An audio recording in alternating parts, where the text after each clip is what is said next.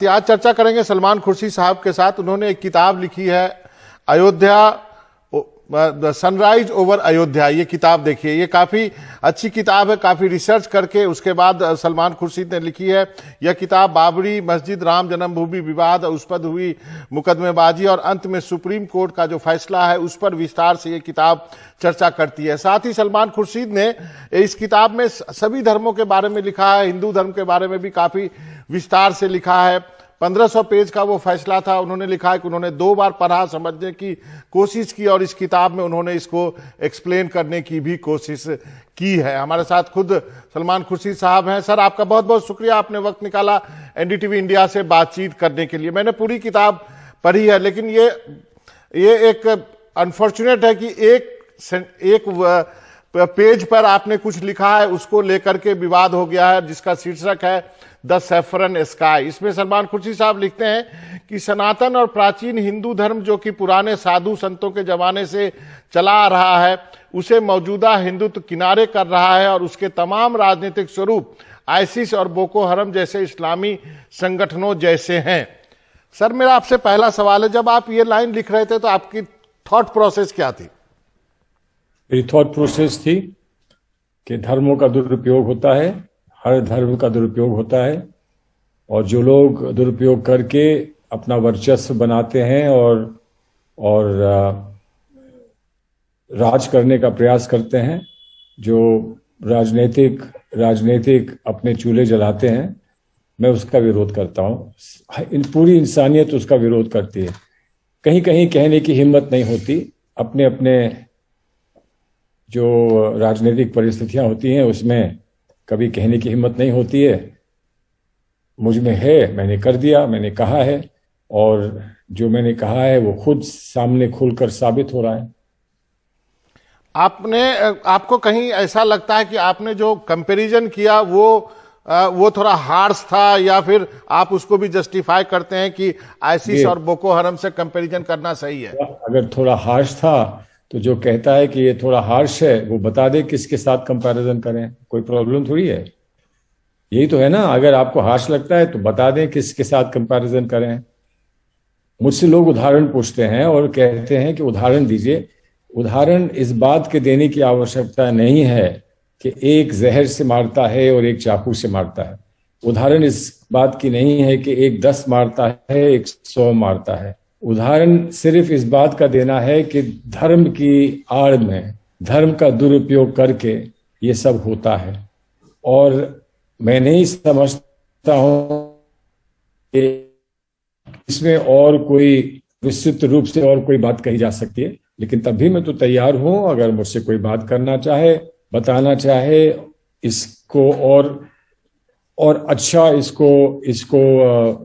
इसका विवरण करना चाहे तो मैं तैयार हूं। लेकिन उनको तो बात करना आती नहीं, संवाद करना आता नहीं, जिन लोगों को आपत्ति है। नहीं, आपसे जैसे कि आप ऑथर भी हैं, आप एक बड़े लॉयर भी हैं और आप नेता भी हैं, मिनिस्टर भी रह चुके हैं, सांसद भी रह चुके हैं, तो आपसे उम्मीद की जाती है कि आप पॉलिटिकली करेक्ट बात कहेंगे, लिखेंगे।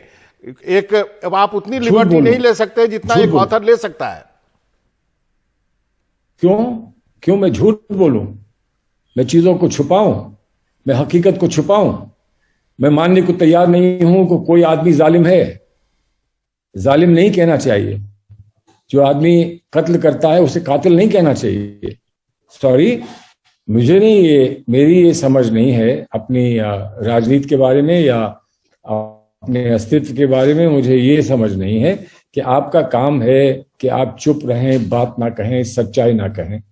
अभी तक तो मुझे किसी ने ऐसा नहीं समझा पाया है कोई, और ना मैं समझता हूं कि अभी भी अब कोई समझा पाएगा। आपने कहा कि एक जो है चाकू से मारता है, एक विचारधारा से मारता है, लेकिन वो फिर कहेंगे कि वो हिंदू धर्म की बात करते हैं तो हिंदुत्व की बात तो करेंगे ही। वो आपने एक आपने भी अपनी किताब में जिक्र किया है, वे ऑफ लाइफ कहा गया है। हालांकि बाद में आपने किताब में लिखा है कि जज साहब को बाद में शायद थोड़ा उस पर वो भी हो रहा था, लेकिन वे ऑफ लाइफ भी तो कहा गया और सुप्रीम कोर्ट ने ही कहा है। वे ऑफ लाइफ से किसको आपत्ति है?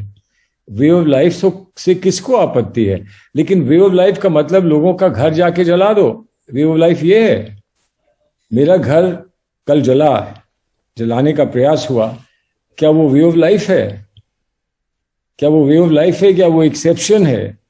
क्या ये वो लोग नहीं हैं जिनके बारे में मैंने उल्लेख किया है? ये वो लोग नहीं हैं जिनका मैंने जिक्र किया है? कौन लोग हैं जो जाके किसी का घर जलाते हैं इसलिए क्योंकि उनको कही हुई बात बुरी लगती है? कही हुई बात बुरी लगती है कि हिंदुस्तान में, इस देश में आपको आजादी है कि आपको बात बुरी लगे तो आप घर जला दो। फिर बात तो डिबेट उसी पे आके टिक जाएगी कि जो एक बार कहा गया था हिंदू टेरर, और फिर जो अब जो कहा जा रहा है। क्यों आप हिंदू टेरर का नाम ले रहे हैं? मैंने नहीं कहा है ना, मैंने ये तो लफ्ज मैंने इस्तेमाल नहीं किया है। जी जी जी। आप लोग इस्तेमाल करते हो, आपसे कोई, आप किसी को आपसे आपत्ति नहीं होती है। मैं कह रहा हूं धर्म का दुरुपयोग अगर इस्लाम में होता है तो वो गलत है, अगर हिंदू धर्म में होता है तो वो गलत है, अगर क्रिश्चियनिटी में होता है तो वो गलत है, अगर वो सिखिज्म में होता है तो वो गलत है, अगर वो बुद्धिज्म में होता है तो वो गलत है। धर्म का दुरुपयोग तो कई जगह पर, कई देशों में, कई सिचुएशन में हुआ है। तो हम तो हर एक चीज को बुरा कहते हैं। ये देश, भारत का देश जो है वो घृणा का देश नहीं है, प्यार का देश है, साथ रहने का देश है, मिलकर रहने का देश है, गंगा जमनी तहजीब का देश है। तो इसके विपरीत जो चलता है उसको कहना तो पड़ेगा कि वो गलत है। लेकिन अब सर सब कुछ जो है अपने देश में चुनाव पे आके टिक जाता है। आप देख रहे हैं, आप यूपी से हैं, आपको पता है, आप भी चुनाव में सक्रिय हैं। अब इसका तो पॉलिटिकल एडवांटेज लिया जाएगा और लोग यही बोलते हैं कि खुर्शीद साहब की टाइमिंग गलत हो गई। नहीं, तो टाइमिंग गलत हो गई। 10 साल बाद लिखता मैं। आप 10 साल चुनाव मत करिए, 10 साल बाद मैं किताब लिखता। सुप्रीम कोर्ट का जजमेंट आया तब भी किसी ने कहा था कि अभी मत दीजिए, चुनाव होने जा रहे हैं। तो सुप्रीम कोर्ट ने तो दे दिया। जो सुप्रीम कोर्ट ने किया वो मैं नहीं कर सकता हूं, मेरी एक ही गलती है कि मैं हिंदुस्तान की, भारतवर्ष की उदार राजनीति में हूं। ये मेरी गलती है। अगर मैं राजनीति में हूं तो मैं मुंह पर पट्टी बांध लूं, आंखों पर पट्टी बांध लूं, और जो भी आज की जो दृष्टिकोण से, आज की जो एक ये मान के चलें कि आज की जो कामयाब राजनीति है, मैं भी उसी रास्ते चलो। तो फिर मैं कांग्रेस में क्यों रहूं? मैं बीजेपी में चला जाऊं। नहीं सर, मेरा एक सीधा सा सवाल है जो रिपोर्टर जानना चाहेगा कि सर आप एक मुद्दा प्लेट में सजा के नहीं दे रहे जो जिसके लिए बीजेपी इंतजार कर रही है। मेरा सीधा सा सवाल है, और जैसे वो बांटने की कोशिश करेगी तो फिर बीजेपी की तारीफ करनी चाहिए, मुझे जाकर वोट मांगना चाहिए, ये कहकर ये बीजेपी बड़ी अच्छी पार्टी है, देखिए मैं कितनी तारीफ कर रहा हूं, आप वोट मुझे दे दीजिए, उनको मत दीजिए। क्या बात है? कुछ थोड़ा तो सोचिए।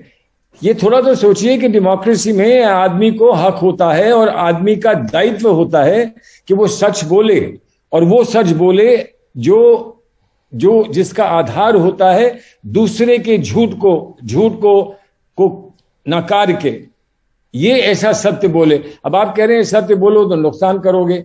तो हमको हमारी भारतीय सभ्यता में कभी ये नहीं सिखाया गया है कि सत्य बोलने से नुकसान होता है। राम नाम सत्य है, राम नाम सत्य है, हम कहते हैं कि नहीं कहते हैं जी, इसलिए कि राम नाम सत्य है। अब आप बोलो कि राम नाम सत्य नहीं है, ये बोलो, कैसे बोल सकते हो? हमारी सभ्यता है, हमारी पहचान है, ये देश है, इस देश का धर्म ये कहता है। तो इसको हम कैसे मान लें कि आप ये कहो कि नहीं अभी सच मत बोलो, चुनाव हो रहा है, तो चुनाव के समय झूठ बोलो, वैसे सच बोलो। अच्छा, आपने किताब में लिखा है कि आपकी पार्टी में भी एक बड़ा तबका है जो चाहता है कि अल्पसंख्यक, जो माइनॉरिटी के अपीजमेंट की जो एक छवि कांग्रेस की बनी है उससे निकलना चाहिए। वहां पर भी आप एक तरह से लड़ते हुए दिख रहे हैं।